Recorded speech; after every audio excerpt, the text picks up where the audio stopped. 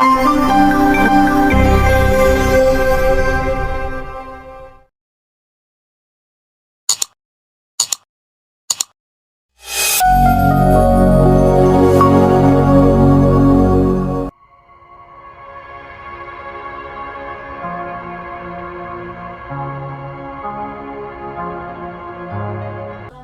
warahmatullahi wabarakatuh. Waalaikumsalam warahmatullahi wabarakatuh. Selamat siang kepada teman-teman rekan PPG. Pada kesempatan kali ini saya Sabrina Nabila akan berperan sebagai moderator pada kegiatan seminar pendidikan profesi guru yang akan disajikan oleh Saudari Wela. Kemudian ada pembahas 1 Reka Novera dan pembahas 2 Diana Merianti. Baiklah, tanpa memakan waktu dan tempat dipersilahkan kepada sang penyaji untuk memaparkan desain invensi atau inovasi pembelajaran paradigma baru terhadap makna guru. Waktu dan tempat dipersilahkan.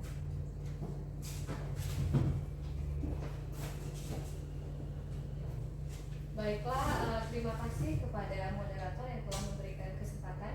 Terima kasih juga kepada rekan-rekan PPG yang telah berkesempatan hadir pada acara seminar ini. Saya Wela Afrisa di sini sebagai penyaji yang akan memaparkan tentang desain invensi atau inovasi pembelajaran paradigma baru terhadap makna guru. Baiklah, topik yang akan dibahas pada paparan kali ini yaitu mengenai 4 topik pembahasan. Yang pertama adalah refleksi pengalaman belajar. Terus yang kedua adalah pembelajaran bermakna atau best practice yang didapatkan selama mengikuti perkuliahan. Selanjutnya adalah desain invensi atau inovasi pembelajaran dan rencana tindak lanjut yang akan saya lakukan pada proses pembelajaran selanjutnya. Yang terakhir adalah membangun paradigma baru terhadap makna guru.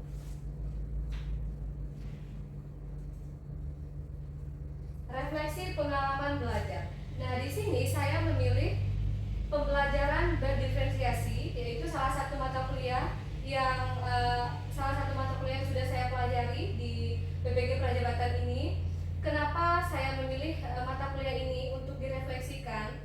Karena ini merupakan salah satu mata kuliah yang penting bagi calon seorang guru, dan selain itu, ini juga saya melihat bahwa peserta didik di kelas itu sangat beraneka ragam yang terdiri dari latar belakang budaya yang berbeda, karakteristik yang berbeda-beda, kemudian kognitif yang berbeda-beda, psiko-emosional yang berbeda-beda, kemudian motivasi belajarnya, gaya belajarnya itu sangat beragam. Nah, dari situ saya berupaya dengan keanekaragaman peserta didik tersebut, saya berupaya untuk memberikan solusi, memberikan apa yang harus diterapkan sehingga bisa mengakomodir peserta didik atau keragaman dari peserta didik itu sendiri. Dan dalam mata kuliah pembelajaran berdiferensiasi ini membahas tentang bagaimana strategi yang akan mampu diterapkan, bagaimana aspek diferensiasi yang mampu diterapkan agar peserta didik ini bisa terakomodir dalam proses pembelajarannya. Selanjutnya, tujuan pembelajaran berdiferensiasi. Nah, di sini ada beberapa tujuan. Kita bisa melihat di sini ada beberapa tujuan dari pembelajaran berdiferensiasi. Yang pertama adalah mampu menganalisis, memahami, mengenali, dan mengenali sepenuhnya keragaman dan kebutuhan belajar peserta didik. Jadi sebagai seorang guru, kita harus paham dengan sepenuhnya bagaimana keragaman yang ada terhadap peserta didik yang akan kita ajarkan. Terus selanjutnya adalah mampu memahami 4 aspek pembelajaran berdiferensiasi, yaitu aspek konten, aspek proses, aspek produk, dan aspek diferensiasi lingkungan. Nah, tidak hanya memahami konsepnya saja, tapi kita juga harus mampu untuk mengimplementasikannya terhadap proses pembelajaran dengan mengakomodir kebutuhan dan keragaman dari peserta didik dalam belajar. Selanjutnya juga poin pentingnya adalah mampu memahami konsep strategi pembelajaran di sini setelah memahami 4 konsep pembelajaran berdiferensiasi dan mengidentifikasikannya, kita juga harus mampu untuk memahami konsep strategi dalam proses pembelajaran dari pembelajaran berdiferensiasi, kemudian mampu mengimplementasikannya juga, kemudian juga mampu untuk mengidentifikasi dan menentukan strategi pembelajaran berdiferensiasi yang seperti apa yang akan tepat, cocok, sesuai untuk diterapkan dalam proses pembelajaran. Dan yang terakhir ada tujuan dari pembelajaran berdiferensiasi yang terakhir adalah sebagai seorang guru harus mampu merencanakan, mengimplementasikan, merefleksikan, dan melakukan evaluasi terhadap proses pembelajaran berdiferensiasi itu dengan tepat. Baiklah, kita lanjutkan dengan apa sih kelebihan dari pembelajaran berdiferensiasi. Nah, di sini ada beberapa kelebihan dari pembelajaran berdiferensiasi. Yang pertama adalah dapat memenuhi kebutuhan peserta didik. Nah, seperti yang saya sudah sampaikan sebelumnya, mungkin rekan-rekan sekalian juga merasakan sendiri beragam karakteristik dari peserta didik itu. Nah, di sini dengan adanya pembelajaran berdiferensiasi ini bisa mengakomodir peserta didik dalam pembelajaran. Kelebihan selanjutnya adalah mampu untuk memaksimalkan kualitas pembelajaran peserta didik. Dengan adanya penerapan dari pembelajaran berdiferensiasi ini dapat memaksimalkan proses pembelajaran di kelas, karena kalau menggunakan hanya satu konten atau satu proses pembelajaran itu mungkin hanya mengakomodir peserta didik tertentu. Tetapi dengan pembelajaran berdiferensiasi, baik itu menerapkan aspek diferensiasi konten, aspek diferensiasi proses. Nah, dengan adanya penerapan seperti itu akan mengakomodir peserta didik yang beragam tadi, dan otomatis akan memaksimalkan kualitas dari pembelajaran itu sendiri. Terus meningkatkan motivasi peserta didik dalam proses pembelajarannya. Nah, di sini dengan pembelajaran yang sudah menerapkan pembelajaran berdiferensiasi, ini otomatis akan beraneka ragam jenis konten, beraneka ragam jenis proses ataupun produk atau lingkungan yang dapat diterapkan. Ini juga mampu untuk meningkatkan motivasi dari proses pembelajaran peserta didik. Dan yang terakhir adalah peserta didik menjadi lebih terlibat dan lebih fokus. Nah, di sini kenapa dia menjadi lebih terlibat dan fokus? Dengan adanya penerapan pembelajaran yang beragam ini atau aspek diferensiasi ini, mereka lebih interaktif dalam proses pembelajarannya. Itu adalah kelebihan dari pembelajaran berdiferensiasi. Nah, selanjutnya ada tantangan dari pembelajaran berdiferensiasi. Di sini ada beberapa tantangan dalam proses pembelajaran berdiferensiasi. Ini lebih fokusnya adalah tantangan yang dihadapi oleh guru. Kita sebagai seorang guru itu seperti apa? Nah, yang pertama adalah persiapan yang memakan waktu. Ini sangat menghabiskan waktu dalam mempersiapkan semuanya. Terus guru harus dihadapkan dengan berbagai macam perangkat pembelajaran dan juga evaluasi yang sangat banyak. Nah, di sini guru itu menyiapkan perangkat pembelajaran, menyiapkan perangkat pembelajarannya, mulai dari modul ajarnya, terus LKPD yang akan diterapkan, terus media seperti apa yang akan digunakan nantinya yang akan dapat mengakomodir peserta didik dalam pembelajaran, kemudian juga instrumen seperti apa untuk melakukan evaluasi penilaiannya. Kemudian juga guru juga harus memiliki manajemen skill yang baik dalam proses penerapan pembelajaran berdiferensiasi ini. Dan yang terakhir adalah kurangnya pelatihan bagi pengajar mengenai penggunaan pembelajaran berdiferensiasi ini. Hal ini akan mengakibatkan dengan adanya kekurangan pengetahuan terhadap pembelajaran berdiferensiasi ini akan mengakibatkan kurang efektifnya, kurang optimalnya dalam proses pembelajaran yang dilaksanakan oleh guru. Oke, selanjutnya yaitu adalah apa saja topik dalam pembelajaran berdiferensiasi ini. Ini adalah beberapa topik dalam pembelajaran berdiferensiasi. Yang pertama adalah topik pertama yaitu teori-teori yang mendasari pembelajaran berdiferensiasi. Terus yang kedua, aspek-aspek pembelajaran berdiferensiasi. Terus yang ketiga adalah strategi pembelajaran berdiferensiasi. Yang keempat adalah perancangan dan implementasi pembelajaran berdiferensiasi. Topik yang terakhir adalah evaluasi pada pembelajaran berdiferensiasi. Nah, ini adalah semua topik dari mata kuliah pembelajaran berdiferensiasi. Nah, kita sampai pada tahap refleksi pengalaman belajar. Di sini saya merefleksikan topik 4. Dari semua topik yang telah dipelajari, saya merefleksikan topik 4 yang membahas tentang rancangan dan implementasi pembelajaran berdiferensiasi. Alasan saya memilih topik ini adalah ini merupakan langkah awal bagi seorang guru dalam melaksanakan pembelajaran berdiferensiasi ini. Nah, hal yang harus dilakukan pertama kali itu adalah merancang modul ajar pembelajaran berdiferensiasi, di mana di sini dari hasil asesmen diagnostik baik kognitif maupun kognitif ini merupakan menjadi acuan bagi seorang guru dalam membuat modul ajar pembelajaran berdiferensiasi, kemudian merancang modulnya, kemudian dalam perancangan itu menerapkan aspek diferensiasi. Ada 4 aspeknya seperti saya sebutkan sebelumnya, yaitu aspek diferensiasi konten, proses, dan produk, dan aspek diferensiasi lingkungan.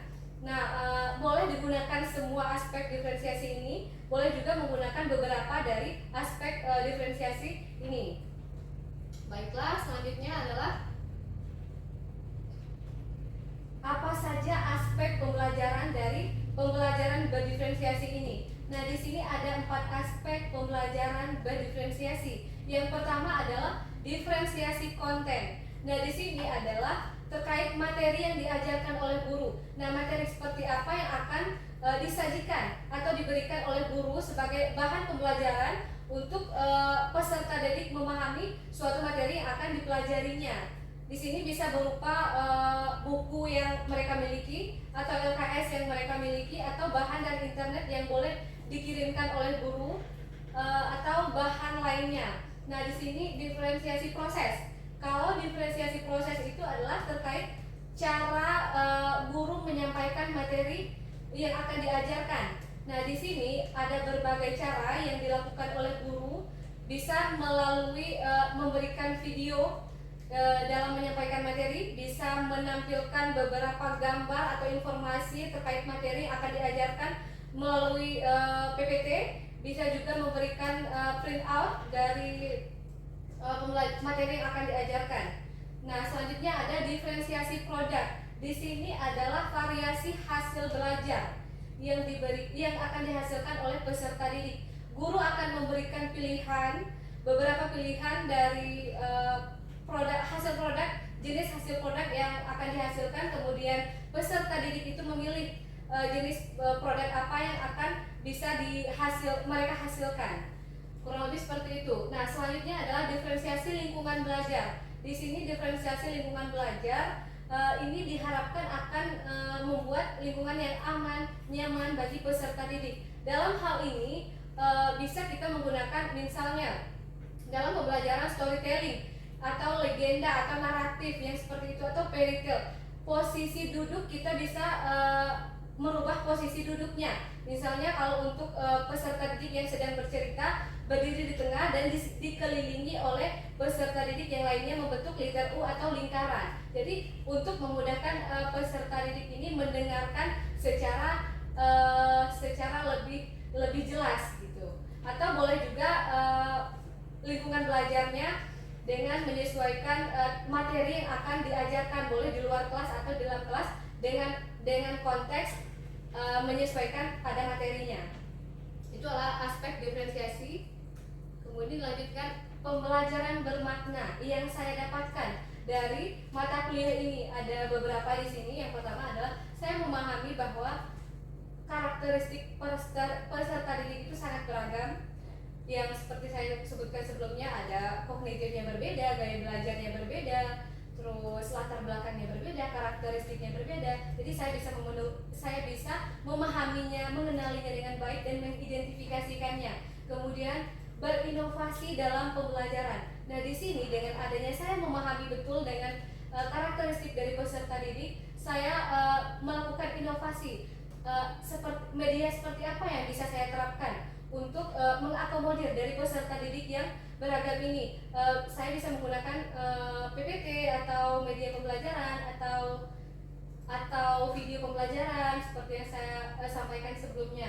Nah, selanjutnya yaitu pemahaman tentang aspek diferensiasi dan strategi pembelajaran. Di sini adalah saya memahami bahwa 4 aspek pembelajaran berdiferensiasi ini memang sangat penting untuk diterapkan. Boleh memilih salah satu, boleh memilih semuanya selagi itu masih sesuai dengan materi yang akan kita sampaikan, sesuai dengan kondisinya. Kemudian strategi pembelajarannya. Strategi pembelajaran di sini adalah menyesuaikan juga dengan proses penyampaian dari yang akan kita laksanakan. Terus yang terakhir adalah pemahaman yang lebih luas tentang atau terkait peran guru dalam proses pembelajaran. Dari sini, guru itu bukan hanya transfer ilmu saja, tetapi guru di sini juga harus lebih kreatif, harus lebih bisa memahami peserta didiknya dengan baik, kemudian harus lebih berinovasi atau lebih kreatif dalam mengoptimalkan proses pembelajarannya. Selain itu, dalam proses pembelajarannya, guru juga harus bisa menjadi fasilitator atau motivator bagi peserta didik dalam proses pembelajaran. Baiklah, di sini ada desain invensi atau inovasi dari pembelajaran berdiferensiasi. Di sini adalah modul ajar pembelajaran berdiferensiasi. Di sini materinya adalah report text. Pada modul ajar pembelajaran berdiferensiasi yang ini, saya menerapkan 2 aspek diferensiasi. Mungkin agak kurang jelas. Ini adalah aspek diferensiasi konten yang saya terapkan. Kemudian ini adalah proses, bagian ujung sini adalah yang proses dan inilah konten.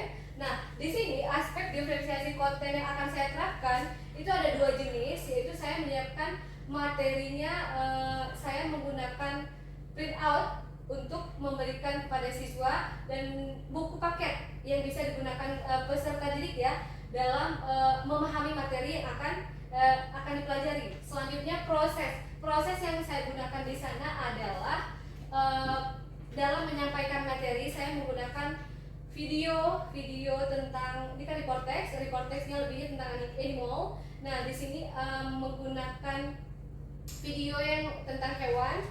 Mereka mengidentifikasi terlebih dahulu, kemudian proses selanjutnya adalah dalam mengidentifikasi, saya membimbing mereka dalam proses kerja kelompoknya. Ini adalah bentuk artefak pendukung dari pembelajaran berdiferensiasi yang saya terapkan. LKPD pembelajaran berdiferensiasi. Di sini seperti yang saya sampaikan sebelumnya, saya membedakan LKPD-nya. Di sini ada 3 jenis hewan yang akan diidentifikasi oleh peserta didik. Ini adalah aspek diferensiasi yang salah satu aspek diferensiasi yang yang saya terapkan. Yang pertama adalah tentang jerapah, kemudian anaconda, kemudian camel. Nah, 3 jenis hewan ini sudah menerapkan pembelajaran berdiferensiasi. Kemudian di sini saya meminta peserta didik untuk mengidentifikasi mind idea dan detail faktanya yang ada dalam report text hewan ini. Oke. Selanjutnya, ini adalah dokumentasi desain pembelajaran berdiferensiasi. Di sini adalah bimbingan awal dalam sebelum melaksanakan proses pembelajarannya. Kemudian ini adalah bentuk kelompok-kelompok yang sudah dibagikan. Oke. Nah, desain invensi atau inovasi pembelajaran. Nah, di sini saya membuat modul ajar yang menerapkan pembelajaran berdiferensiasi, yang menerapkan 4 aspek tersebut dengan menyesuaikan materi dan dengan memperhatikan karakteristik peserta didik, kebutuhan peserta didik, dan gaya belajar peserta didik. Oke. Selanjutnya, langkah-langkah dalam membuat modul ajar pembelajaran berdiferensiasi atau penerapan dari pembelajaran berdiferensiasi itu seperti apa. Nah, di sini yang pertama adalah melakukan pemetaan kebutuhan peserta didik. Di sini saya melakukan pemetaan kebutuhan peserta didik, yaitu salah satu yang saya lakukan adalah pemberian asesmen diagnostik baik itu kognitif maupun non kognitif. Dua hal ini saya berikan, kemudian hasil dari dua hal ini selanjutnya saya merancang rancangan pembelajaran atau modul pembelajaran berdiferensiasi. Kemudian saya menentukan strategi atau model pembelajarannya atau aspek pembelajaran berdiferensiasi yang sesuai, dan saya juga menentukan penilaian yang tepat yang digunakan dalam pembelajaran berdiferensiasi ini. Selanjutnya pada tahap implementasinya saya membimbing jalannya proses pembelajaran di kelas. Dan yang terakhir adalah memberikan penugasan dan melakukan evaluasi produk atau hasil penugasan. Nah, di sini saya memberikan penugasan yang berupa LKPD tadi, kemudian melakukan refleksi dan evaluasi terhadap hasil yang telah dikerjakan peserta didik tersebut. Itulah bentuk dari langkah pembuatan modul ajar berdiferensiasi dan langkah dari implementasinya. Rencana tindak lanjut dari desain invensi atau inovasi yang saya sebutkan sebelumnya, yaitu hal yang pertama saya lakukan adalah membuat tes diagnostik, memberikannya kepada peserta didik dengan asesmen diagnostik kognitif maupun non kognitif. Yang kognitif ini bertujuan untuk mengetahui kesiapan awal atau pemahaman awal dari peserta didik sebelum materi diterapkan atau diajarkan. Nah, non kognitif di sini adalah saya ingin mengetahui bagaimana karakter dari peserta didik itu sendiri atau latar belakang dari setiap peserta didik itu sendiri. Nah, hasil dari asesmen diagnostik yang saya berikan sebelumnya yaitu sebagai acuan dalam menganalisis dalam membuat modul ajar. Saya menganalisisnya, kemudian ini merupakan acuan untuk membuat modul ajar. Kemudian setelah mendapatkan hasil diagnostik itu, saya mengelompokkan peserta didik sesuai dengan gaya belajar masing-masing. Nah, fokus saya di sini adalah memberikan pembelajaran berdiferensiasi dengan mengakomodir peserta didik dengan beragam macam gaya belajar, itu visual, auditori, dan kinestetik. Nah, di sini baru saya menyusun modul ajar atau RPP pembelajaran berdiferensiasi yang fokusnya nanti aspek diferensiasinya itu fokus pada gaya belajar, baik itu aspek diferensiasi konten, proses maupun produk, yang mana fokus pada gaya belajarnya. Kemudian yang terakhir adalah menggunakan teknologi dalam proses pembelajaran. Nah, di sini saya akan menggunakan teknologi yang seperti apa yang sesuai untuk mengakomodir peserta keragaman dari peserta didik ini dalam penerapan pembelajaran berdiferensiasi. Nah, topik terakhir pembahasan kita yaitu paradigma baru terhadap makna guru. Nah, di sini ada beberapa paradigma baru terhadap makna guru yang saya simpulkan. Yang pertama, guru tidak hanya sebagai fasilitator dalam proses pembelajaran. Nah, guru juga menjadi guru tidak hanya menyampaikan materi, tapi juga guru sebagai fasilitator, motivator dalam proses pembelajaran.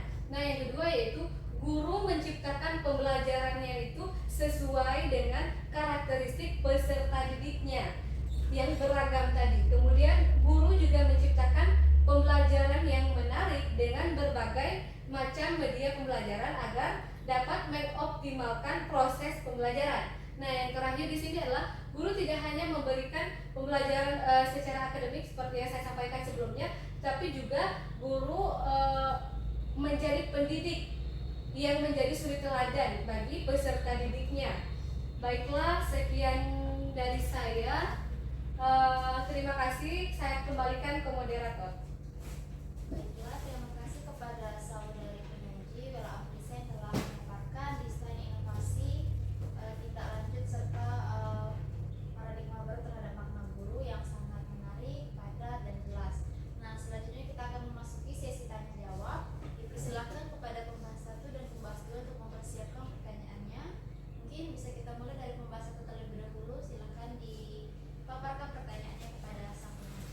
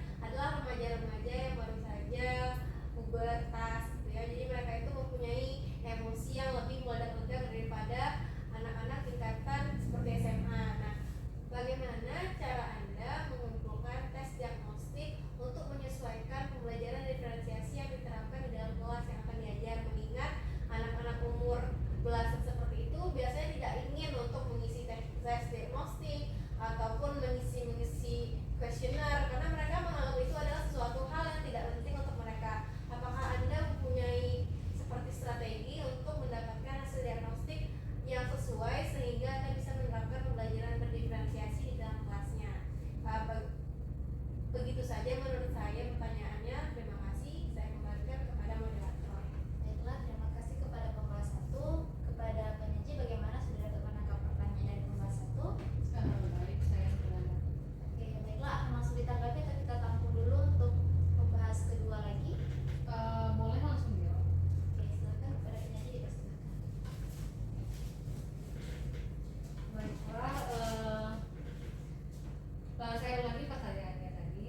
Kurang lebih yang dapat saya tangkap itu seperti ini: bagaimana tantangannya dalam pelaksanaan tes asesmen diagnostik, kurang lebih seperti itu.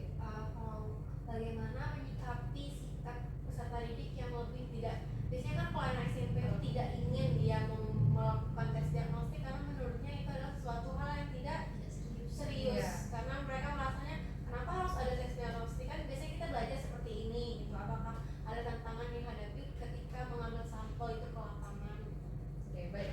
Nah, saya akan mencoba menjawab pertanyaannya. Nah, di sini saya memberikan tes diagnostik ini di awal proses pembelajaran. Di sini saya memberikan 2 jenis seperti yang saya sampaikan sebelumnya, yaitu ada yang kognitif dan ada yang non kognitif. Dan ini bukan saya saja yang menerapkan hal seperti ini, mungkin guru mapel lain juga menerapkan hal seperti ini, dan salah satunya adalah saya yang menerapkan hal seperti ini dalam pembelajaran bahasa Inggris. Nah, ini diberikan di awal 2 hal yang saya lakukan. Nah, di sini saya menggunakan print out dan juga mengobservasi langsung dengan cara menanyakan langsung kepada peserta didik. Nah, 2 hal yang saya lakukan di sini pada tahap untuk mendapatkan hasilnya tadi. Nah, di sini tantangan yang ditemukan memang terjadi seperti itu. Kadang malas peserta didik ini mengisi, apalagi dalam bentuk print out, mungkin tidak menarik seperti itu ya. Nah, di sini saya meminta waktu peserta didik itu ke kelas, langsung meminta waktu peserta didik untuk semuanya duduk di kelas. Saya memberikan print outnya langsung, kemudian saya menunggu peserta didik itu menyelesaikan asesmen diagnostik tadi yang saya berikan tadi. Nah, bentuk asesmen diagnostik yang saya berikan tadi itu juga tidak kaku. Nah, di sana juga bentuk asesmennya itu seperti asesmen diagnostik yang non kognitif. Itu saya lebih memberikan kepada hal yang simple gitu. Jadi tidak membuat dia berpikir terlalu berat. Biasanya yang tidak mau mengisi asesmen diagnostik itu soal-soal seperti apa itu adalah yang membuat mereka berpikir terlalu berpikir. Nah, di sini asesmen diagnostik yang saya berikan itu berupa ke diri dia sendiri gitu. Jadi tidak terlalu berat gitu.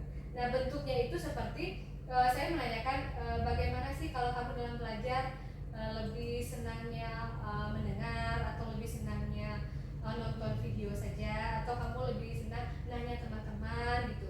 Nah, itu hal yang simple untuk dia jawab. Jadi tidak memberatkan dia.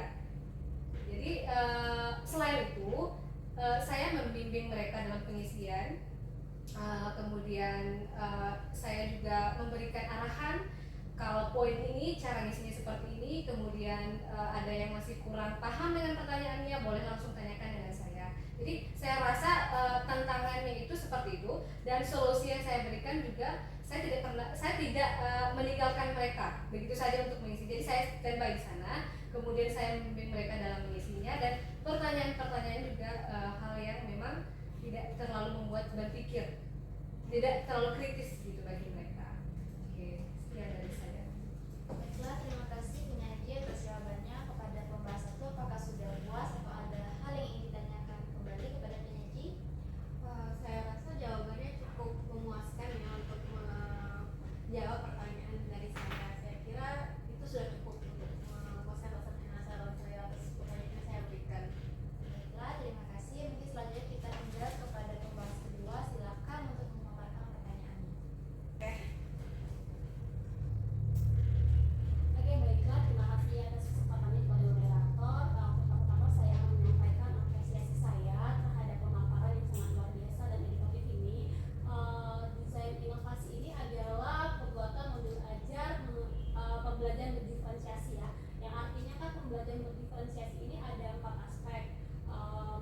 dari produk, konten, kemudian proses dan juga lingkungan.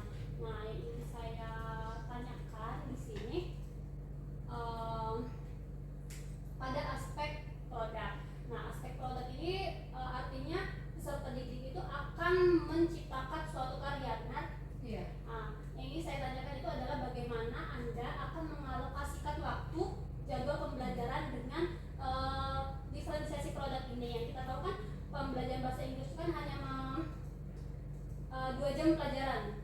Nah, jadi bagaimana kita mengatur untuk alokasi pembelajaran di kelas dengan produk yang akan diciptakan oleh peserta didik itu, karena membuat suatu produk itu kan membutuhkan waktu ya, tidak semata-mata langsung jadi, apalagi diferensiasi produk ini kan juga mencakup dari beberapa minat ya, ada yang suka menulis, menggambar, atau yang kinestetik seperti itu. Jadi bagaimana solusi Anda ketika memberikan pengajaran juga mengalokasikan waktu terhadap suatu karya yang akan diciptakan oleh peserta didik itu? Bisa. Baik. Baiklah, terima kasih kepada pembahas 2 atas pertanyaannya. Kepada penyaji, apakah siap untuk menjawab pertanyaan dari pembahas 2? Siap. Oke, silakan. Baiklah, terima kasih juga untuk pembahas 2 atas pertanyaan yang telah diberikan. Nah, di sini Anda menanyakan bagaimana untuk mengalokasikan waktu terhadap aspek diferensiasi produk nantinya ya. Kira-kira berapa lama ngasih waktu? Kurang lebih seperti itu. Ya, antara pembelajaran di kelas itu kan kita tidak langsung Iya. ini anak-anak kita hari ini membuat ini, tentu aja ada pengantar penjelasan materi apa yang akan kita pelajari, kemudian ada tugasan seperti itu. Bagaimana sih mengalokasikan waktu dalam 2 jam pelajaran itu untuk menciptakan produk dan juga pemberian materi ajar seperti itu, atau ada cara lain untuk Anda mengalokasikan waktu, memberikan materi dan juga merealisasikan diferensiasi produk ini? Baik, terima kasih. Nah, di sini sebelumnya saya sudah pernah menerapkan untuk diferensiasi produk itu di materi advertisement. Nah, di sana ada beberapa produk iklan ya yang dihasilkan oleh peserta didik. Nah, di sana peserta didik ini membuat membuat produk, dan waktunya itu memang tidak harus selesai hari itu. Jadi memang diberikan waktu 1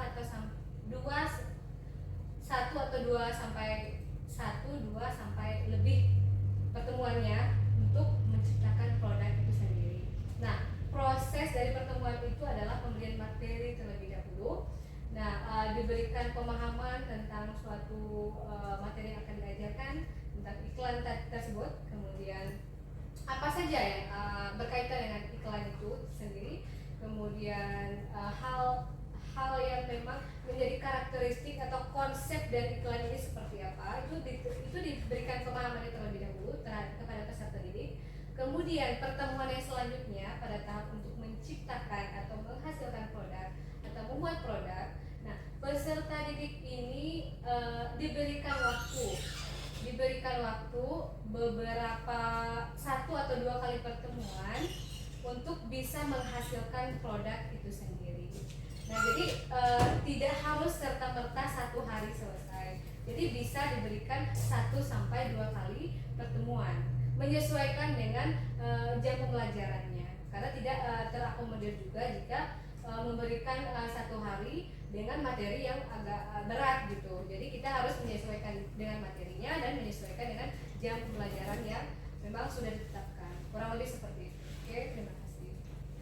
Baiklah, terima kasih kepada penyaji. Apakah pembahas 2 sudah puas dengan pertanyaannya atau ada lagi yang ingin ditanyakan? Baiklah, saya rasa cukup. Jadi kesimpulannya Anda akan memberikan waktu lebih terhadap pengertian produk ini dan juga akan memberikan tenggat waktu seperti itu. Iya, akan ada tenggat waktu yang akan diberikan dengan menyesuaikan dengan materinya nanti.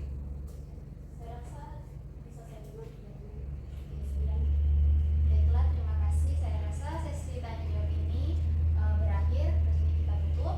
Nah, kemudian izinkan saya untuk menarik kesimpulan dari kegiatan seminar kita pada siang ini. Yang pertama, sang penyaji telah memaparkan hasil desain inovasi dan rencana tindak lanjut serta memaparkan juga